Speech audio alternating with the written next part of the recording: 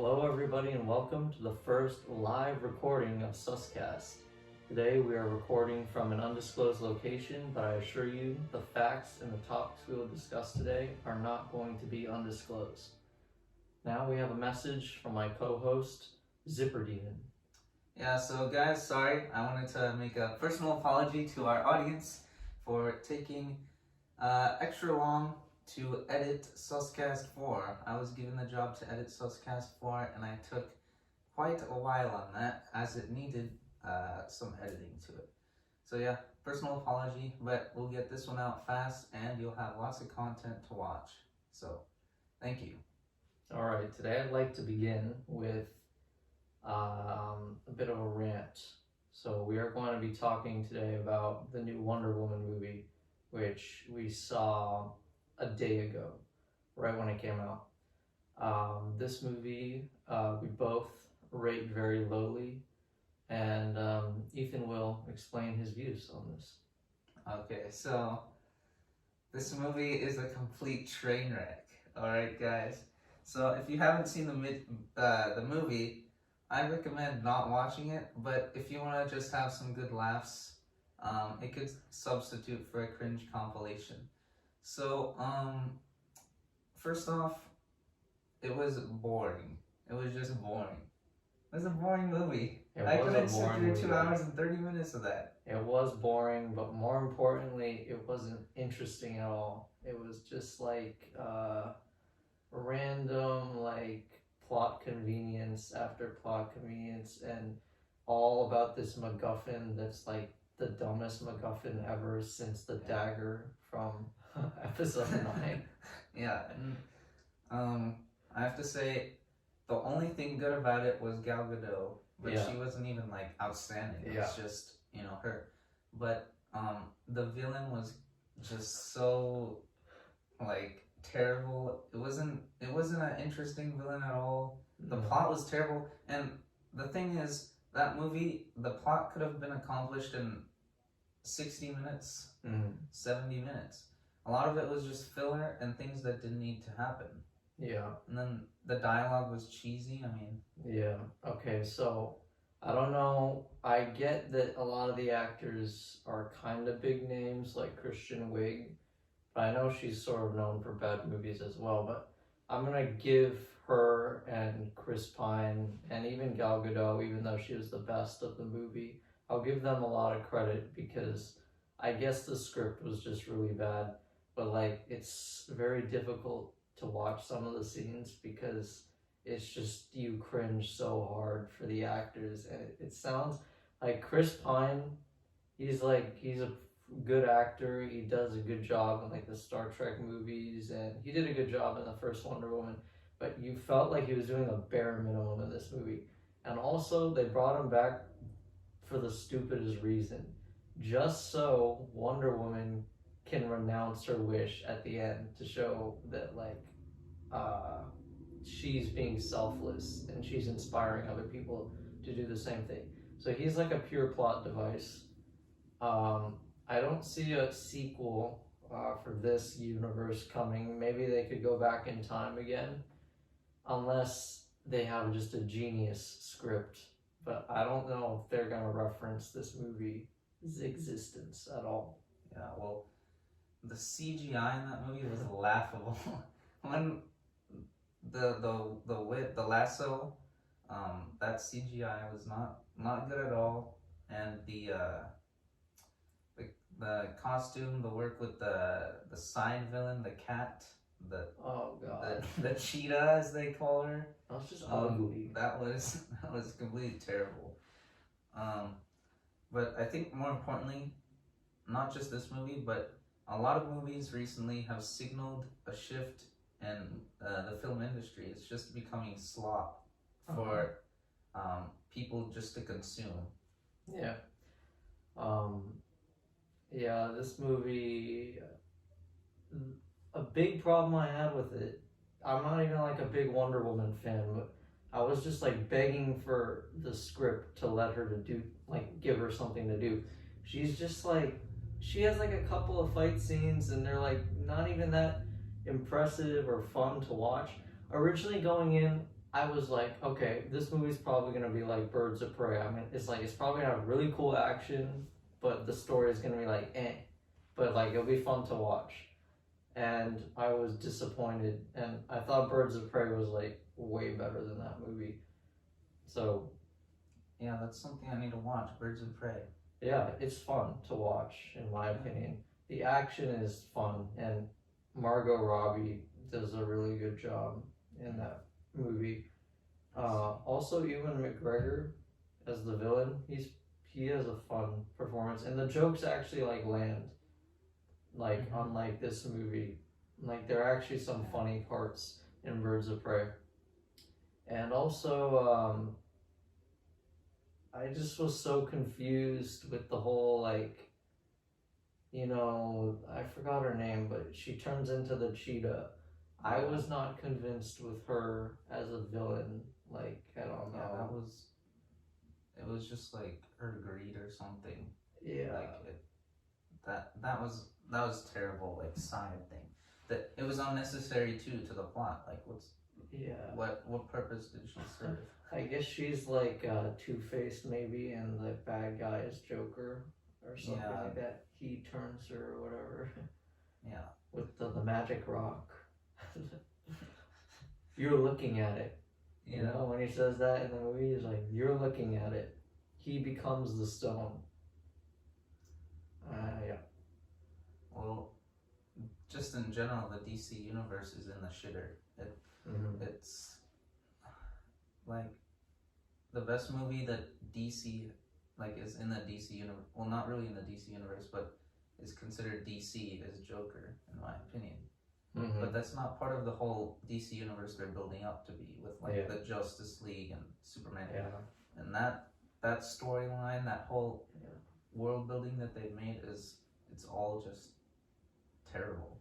Well, it's assumed basically that after Justice League they're just working on like quietly rebooting the whole thing. Just like new characters, new plot. Yeah. Or just they have to at least change the actor for probably Batman, because the Batman, what they did to Batman coming off of, I remember one of the reasons I hated Batman versus Superman so much is because I went in with like expectations that it was going to be like comparable to the Dark Knight trilogy. So when I saw like Ben Affleck and the whole terrible horror show that was Batman versus Superman, I just was like done, and I had no interest in seeing Justice League. But yeah, they're probably gonna have to reboot major parts of the franchise, and they can just like the best movies that you see from DC, other than the first Wonder Woman, which was pretty good, was like Joker or like Harley Quinn's like Birds of Prey, because they like don't have to do with the main story. And like you don't have that high expectations for Harley Quinn's movie. Yeah. Joker's a little different because it's like a way more iconic character. And after Suicide Squad, people were willing to accept like anything. And Birds of Prey is way better than Suicide Squad. Yeah. I mean, I think that wraps it up for DC. Yeah, I think it does. What do you want to talk about next? Do you want to go to House of Cards? Oh, sure. Would you like to talk about it, or would you like me to talk about it? I don't think we've talked about House of Cards at all yet on this show. Probably not. We may have mentioned it, but you hadn't watched it yet, obviously. Well, a bit of a backstory. He introduced me to House of Cards. Yeah. Like he introduced me to Curb Your Enthusiasm. And like Curb Your Enthusiasm, I'm loving it. So, we've gone pretty far on that one. We're still in season 1, but on episode 10 now. And this is where things are supposed to get really good. Yeah. House of Cards is a personal favorite of mine. It's actually kind of interesting how I got into the show. When I went on the Washington, D.C. trip in 8th grade, I just was kind of like sticking to myself and like looking at everything, and it had like a big effect on me.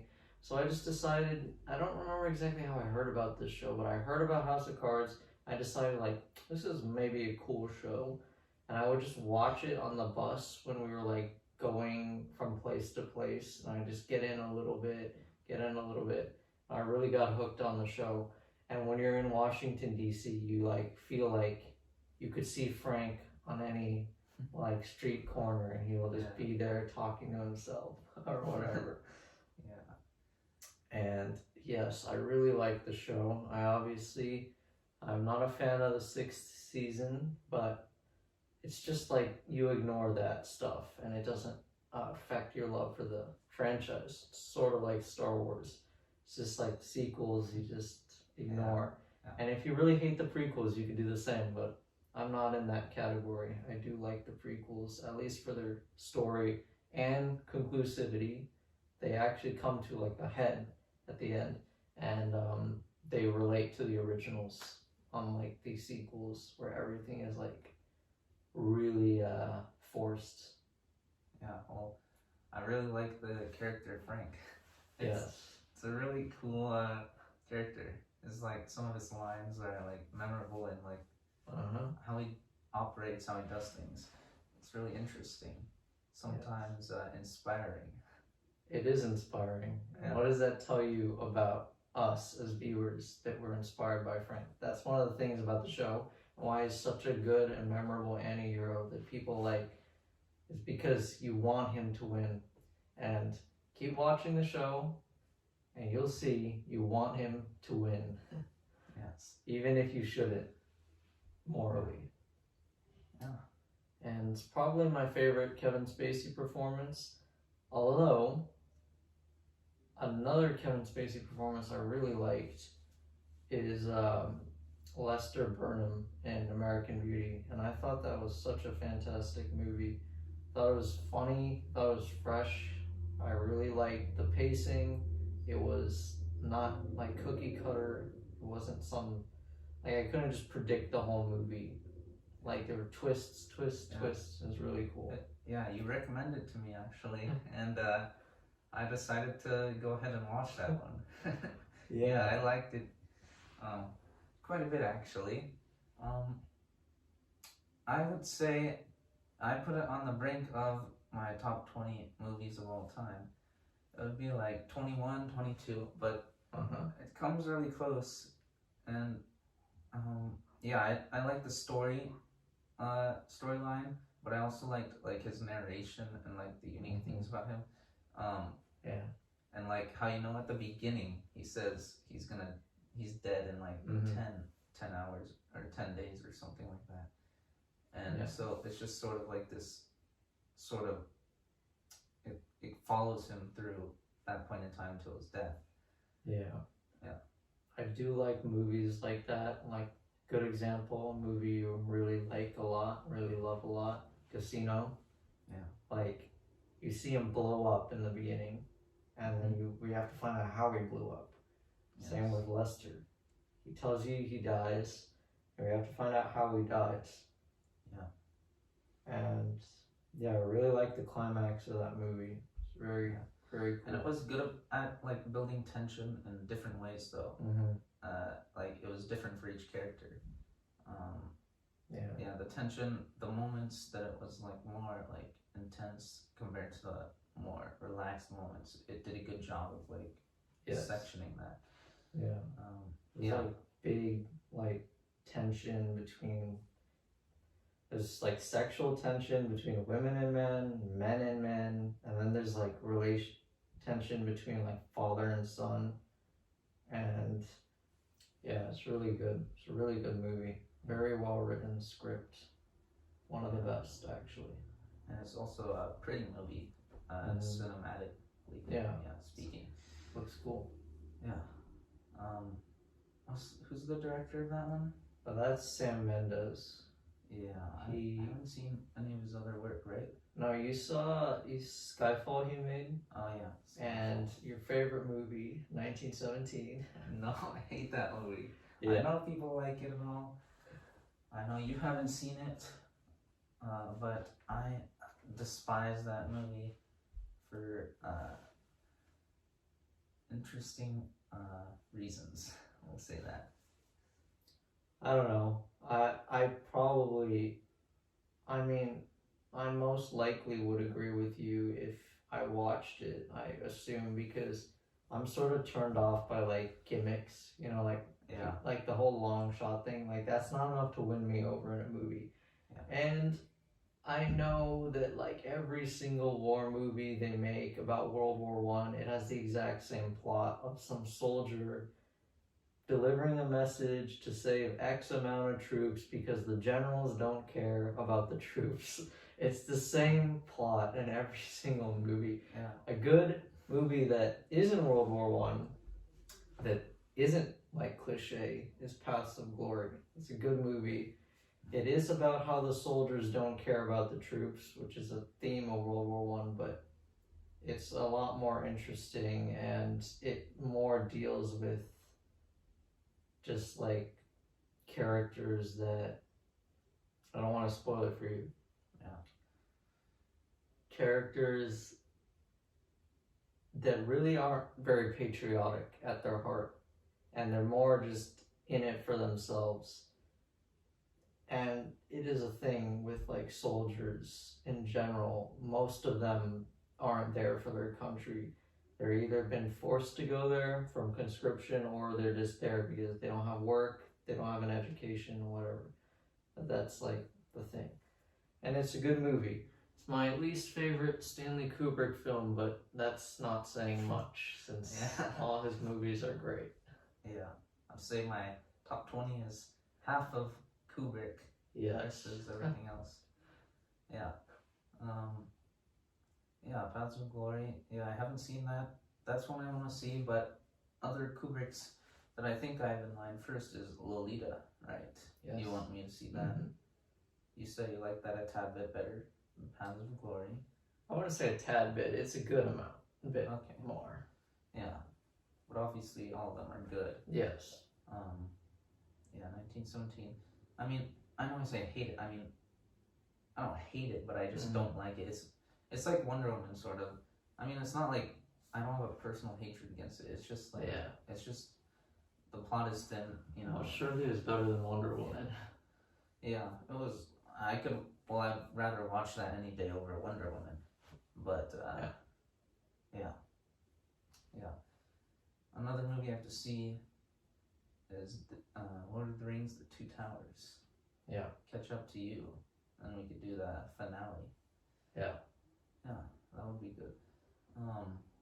But speaking of movies that are somewhat letdowns, I mean, it's not a huge letdown, but it's somewhat.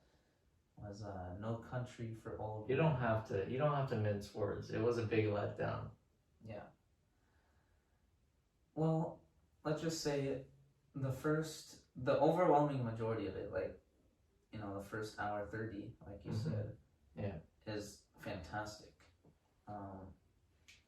The story is good. I like like you said, you like the situation, maybe even a bit better than Fargo. Yeah. And it's just cool. It's kind of unique in the storyline and what's going on. It has like sort of Western like imagery in it and like a sort of feel to it, but it looks cool. It looks good. But then the ending, it sort of felt like, well, when you get close to the ending, it feels like the plot is just wearing thin. They're trying to like do something, but nothing's happening, and it just closes with this dialogue ending that's supposed to mean something with like the message. That didn't really connect with me. Yeah. And I was disappointed because I thought this movie had potential, because it was really good. I was enjoying it, like you said you were enjoying it, and it just didn't have something there at the end, you know? Yeah. A better version of like what that movie was trying to do, in my opinion, it just made the connection in my head, but Eyes Wide Shut. You know with the ending, it's not like a really like killer ending. It's not some like epic shootout, or like some like dramatic moment. It's like a very subtle ending, but you know what it means. Yeah. And I don't know. Eyes Wide Shut would just be a better version of that. And my biggest problem with the movie is I wanted to know more about the villain Anton. I wanted like his exit to be like really good, and I wanted to know what makes him who he is, and I just did not get that. So, because I was waiting to put it above Fargo, I was getting there. I was so ready to do it. Yeah. And I was memorizing the characters' names, like getting them all down so I could talk about it intelligently. But oh, this character's so good, Anton Sujir. He's like, he has this great arc, but then like you're just like, why remember the character's name? Yeah. Oh, one more thing. And the acting is amazing from Tommy Lee Jones, Josh Brolin, and Javier Bardem. Javier got Best Supporting Role. Yeah. Academy Award. Definitely deserved it. And he got Best Picture, I think. Right? I don't know. I think he got Best Picture. I saw. Do you like me to search? Do you have your phone on you? Yeah, I do have my phone. Search I it can up. search it up. Yeah. Yeah. In the meantime, I'll talk to the audience. Yeah. So, we're gonna be thinking about doing maybe some more live Suscasts, and So it's 2008. It won Academy Award for Best Picture, for Best Writing / Adapted Screenplay, for Best Supporting Actor, which was Javier, and Academy Award for Best Directing, which was the Coen brothers. So it got 4 Academy Awards. I don't know. They also didn't give Al Pacino Best Actor for either of the Godfathers. Yeah, and they gave it to some like moron that no one's ever heard of, but whatever. So the Academy doesn't always get it right. In fact, they probably just mostly give it to lesser known, lesser popular films. Parasite. Yeah. They don't really do crowd service other than like Joaquin Phoenix. Like everyone wanted that, and he got it. He deserved it. Yeah, he deserved it. That would have been a big upset if they didn't give it to him. Yeah. That would have been stupid. I think that was the same year of Once Upon a Time in Hollywood. That won like 1 or 2 Academy Awards, right? Was it in Up? Yeah, it was in there. Okay. Oh yeah. Oh, was that? Oh no, sorry, that's Django. Django's the one that didn't win Best Picture at the Oscars, but like Tarantino thought he was gonna win at the Golden Globes, because always the Golden Globes gives it to like another guy. You know about that? Yeah. They basically always, Oscars gives it to one picture that's maybe wasn't the one you wanted to win, but Golden Globes will like do the more popular film. But they gave it to the same film. Whatever beat Django, I forgot what it was called. I'm having a blank.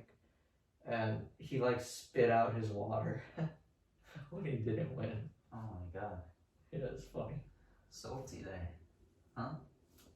I don't know. He probably deserved it. What, Yeah, I don't know. He should have at least got these screenwriting. Yeah. Yeah, I like Django a lot. Very good movie. Django's great.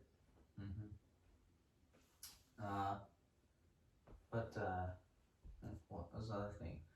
Oh yeah, I was just gonna say, we both had the sort of the same reaction, even though the experience was different for both of us. The same sort of reaction to Blade Runner, the original final cut, as they call it. That's supposed to be better, or at least have points, additional footage about Deckard, whether he's a replicant or not. Yeah. I mean, that movie, I'm gonna give it another chance. As will I. And Inception. I will give Inception another chance. You have to. Oh, that's what we should talk about. The Prestige. Oh, Prestige.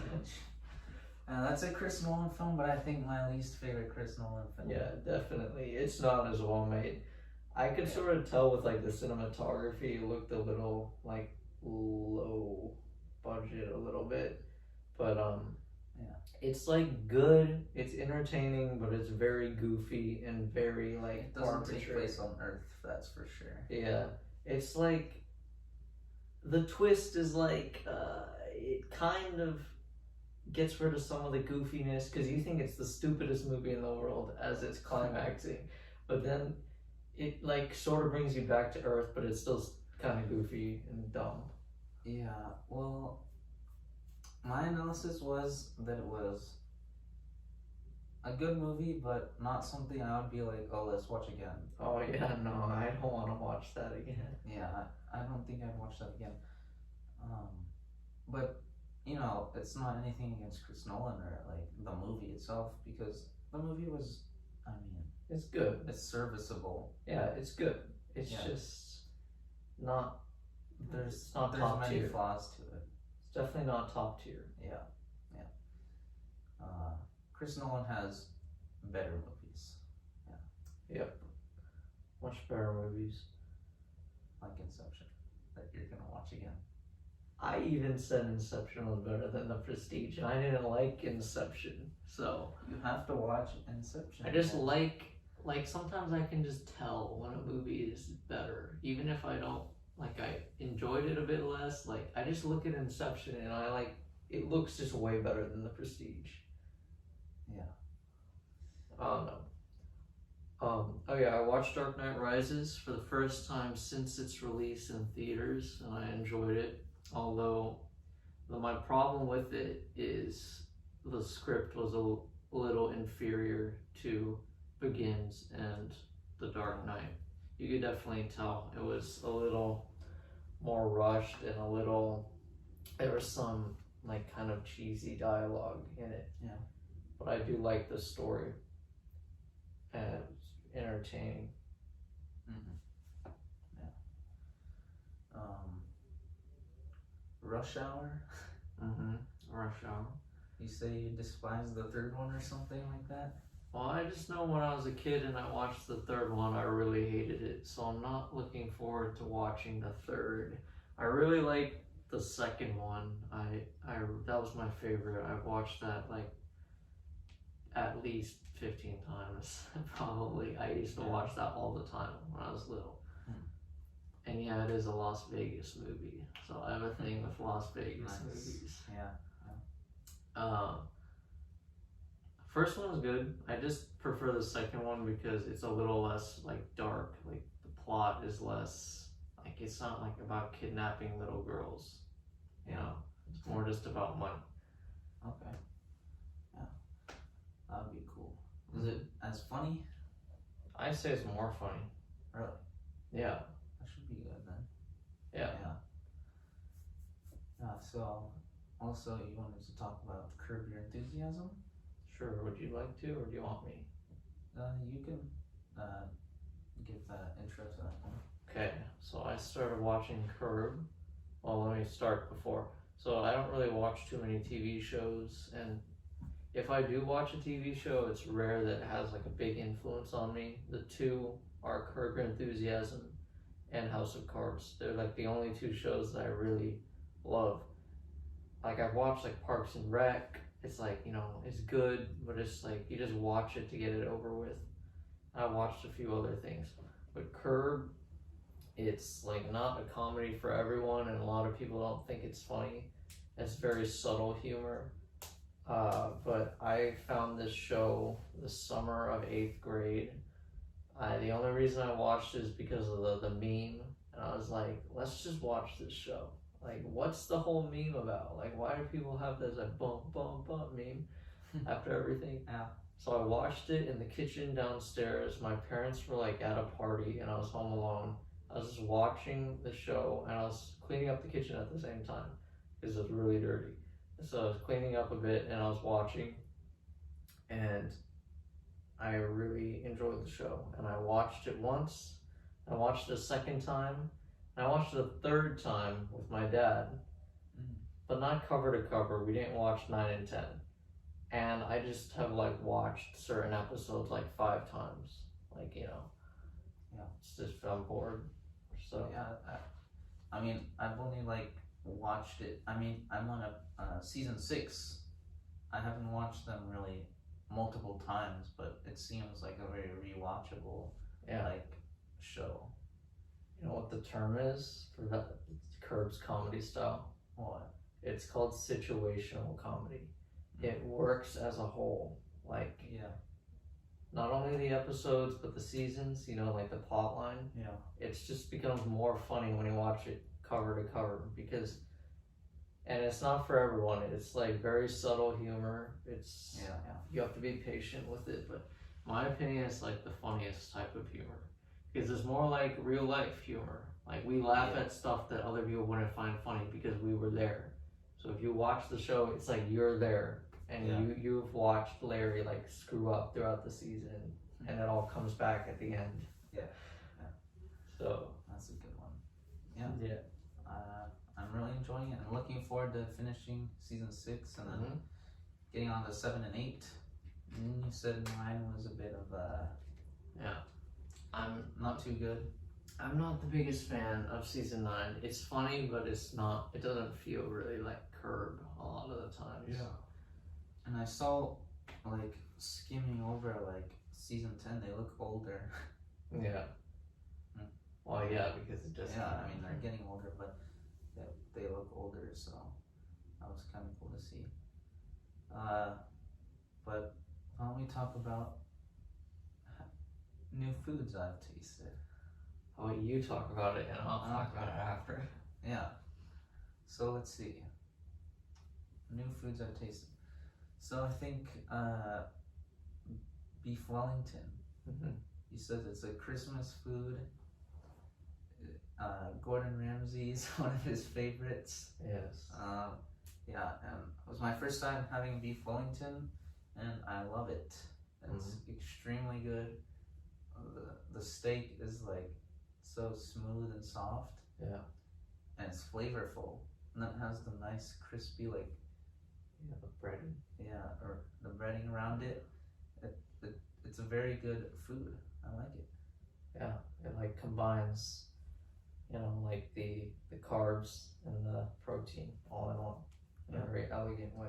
Yeah, it's a nice meal. Yeah. Want to talk about the burger you like?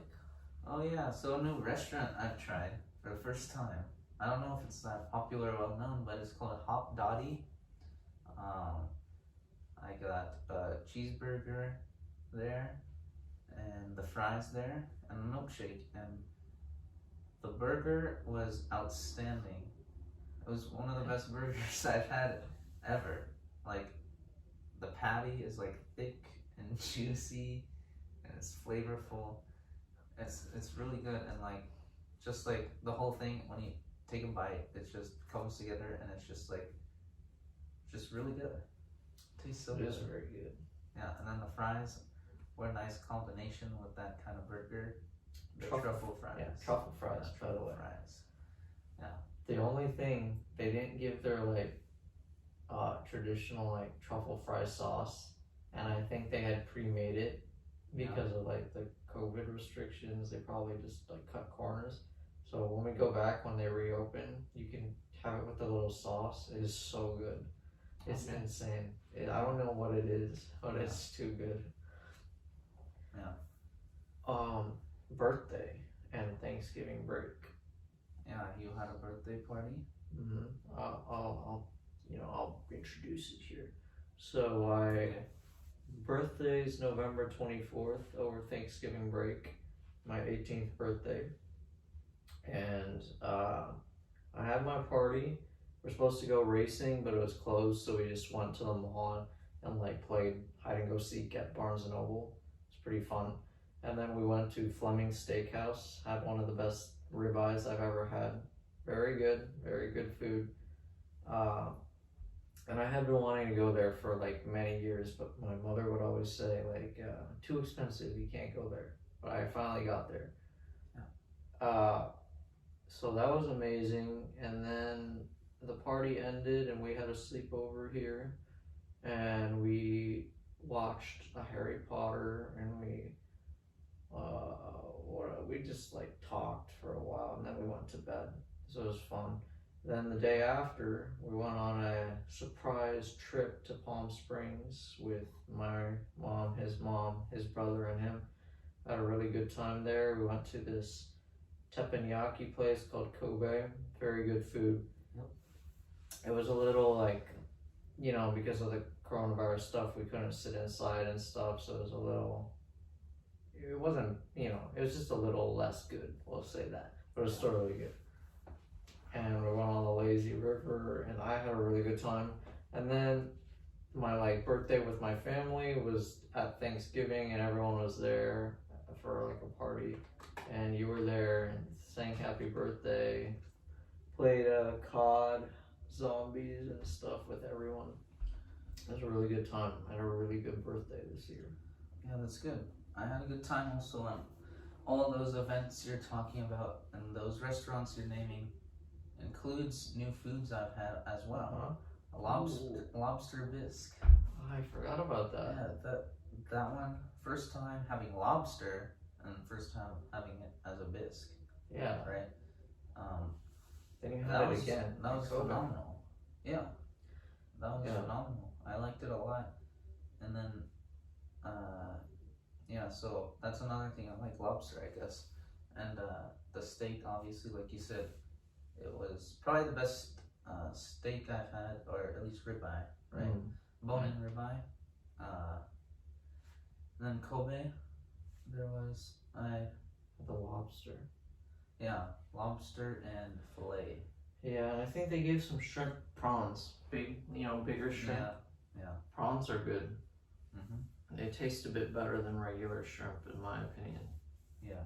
They're just shrimp is, I don't know what it is. It might be that prawns are a little more firm. I just kind of like how they taste better. Yeah. But then those events as well were very fun. That was good. And then the birthday gift you got. Oh, yeah. Yeah. You want me to say or you want to say? You picked out a birthday gift for me. He'll tell you guys. Yeah, I will. Well, for me to give to him as his birthday. Yeah. So, it's actually interesting. He was asking me what I want, and I said a lightsaber, and he was like, "Hey, that's what I was thinking." So we kind of mind melded there, and he was gonna get me what I wanted anyway. I had actually wanted one for a long time, but I decided not to get it because I think a while ago they were really expensive, $400 something. I think they've gone down in price. So I got one, and I really like it, and it's got loads of colors, and it's really fun to swing it around. And I like to chase the dog with it too. Yeah, I thought it was cool. You let me use it. Looks cool. Yeah, I like it. It's a fun thing to have. Yeah. What was it? I had something in mind I was gonna say. I think I lost it. Yeah. Lightsabers, birthday gift, mind melding.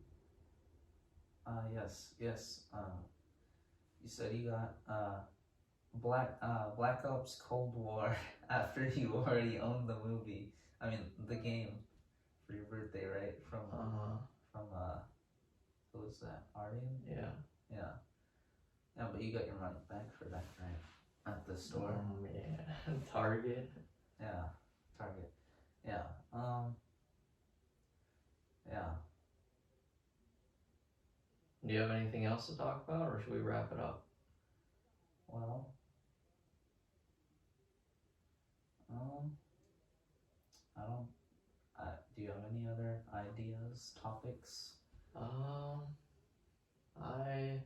You got an Apple TV. That's pretty cool for Christmas. Yeah, it's very nice. He has this really slow Roku device that I can't stand, but it's gone now. Yep. So yeah, the Apple TV, it's good. Got the subscriptions you hooked me up on there. Yeah. I hook people up. I hook people up real well. Yeah. That's good. Well, are we ready to wrap it up? Is that where you want to go? I think so. If you don't have anything else. Yeah. Okay. What's our phrase again? Hold on, everyone. I'll remember it. No. Yeah, I'll do the recap. Okay. Oh, yeah. So, yeah, I'll do the recap. So I made an apology to the audience. We're gonna get that out. And then we transitioned into Wonder Woman, which was our first topic. Pretty big topic, just a terrible movie in general. Let's see, what else was there? There was House of Cards, the two shows, House of Cards and Curb Your Enthusiasm, that are probably my favorite shows as well as your favorite shows. Then there was new foods, your birthday, Thanksgiving, holidays in general. Pretty good times, fun times. Mm-hmm. Anything that I missed? Not really. Yeah, 1917. A bunch of other movies as well. Yeah. But and then now we're doing the recap, and only a professional recaps the recap. Yeah, that's true. So, yeah. All right, well, we're gonna sign off. This has been Sussy Boy, and that is Zipper Demon. Zipper Demon over here, first live one, guys. And I think we should shake and look at the camera intimately. All right. All